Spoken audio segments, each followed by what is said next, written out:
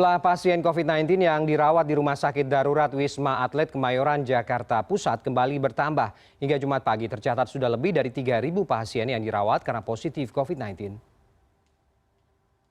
Peningkatan jumlah kasus positif COVID-19 di DKI Jakarta berdampak pada meningkatnya okupansi sejumlah rumah sakit rujukan COVID di ibu kota. Salah satunya Rumah Sakit Darurat Wisma Atlet Kemayoran, Jakarta Pusat. Hingga Jumat 4 Desember, jumlah pasien yang menjalani isolasi mandiri maupun dirawat menyentuh angka 3.000 orang lebih. Rumah Sakit Darurat COVID-19 Wisma Atlet Kemayoran telah mengoperasikan 4 tower, yakni tower 4, 5, 6, dan 7.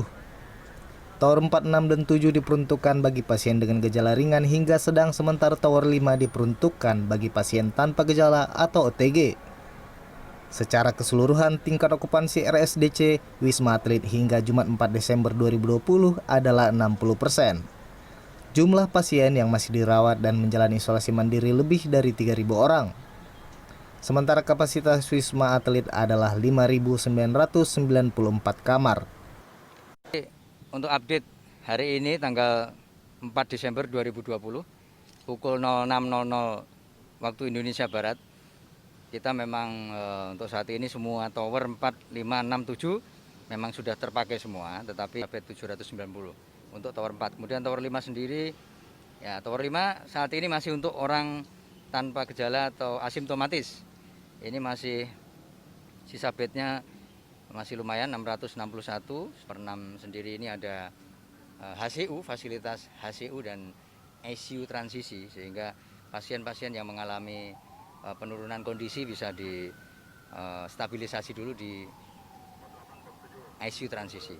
7 sendiri angka keterisiannya 56,46%. Sisa bed artinya masih 687.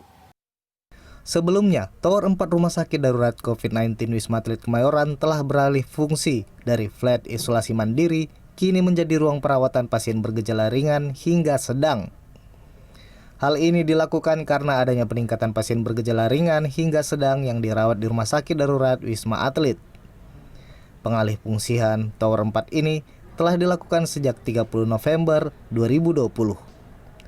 Tim Liputan CNN Indonesia.